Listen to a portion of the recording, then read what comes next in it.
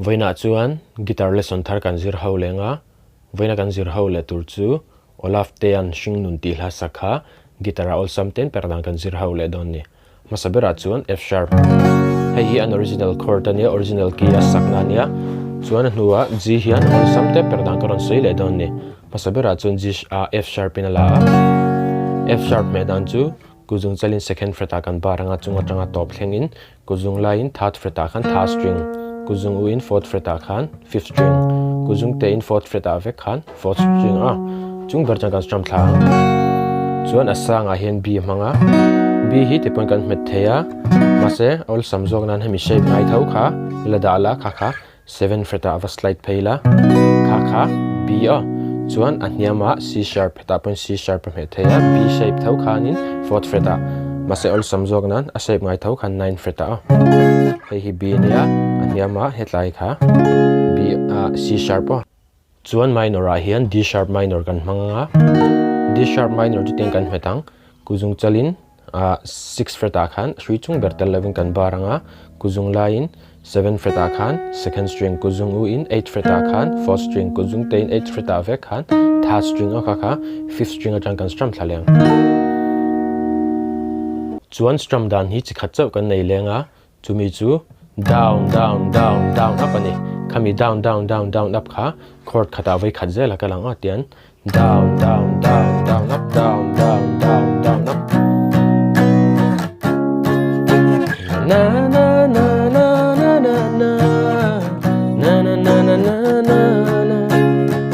ti hang kan strum down ni chuan ki ol sama kan Perhdan tur chu G in kan la theya asanga C aniama D minor a E minor ten kan strum le top the down down down down up down up down down down down up na na na na na na na na na na na na ti kha khatia strum kha ni mai chuan he hla hi original nen karon play kop dona wangin F sharp in kan la dona minor a D sharp minor asanga B aniama C sharp F sharp D sharp minor B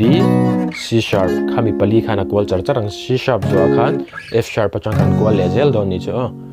chuan G po khan du to kina sakpui thaitina ni chu chuan he hla hi a hlamilin karon play lenga uluk du ni lo ngai thale don nia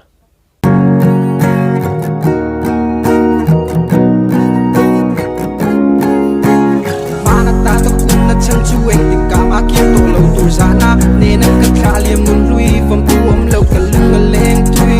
tua na song song mình sẽ tiệt tiệt tu muốn lui cất suy thui cất chia lên quy linh lên tất cả tổ em lên là cất nung nga boy tak sia cất phía cất chiang ra mồ lâu cất tổ tên là vật yang yang hung xóa bề hoa xin nung phung quay mà xe tua thế sung suy tua vàng châu lia tràn nung trang ta mi lia sát can trang tập can ai ta na tiệt ta phân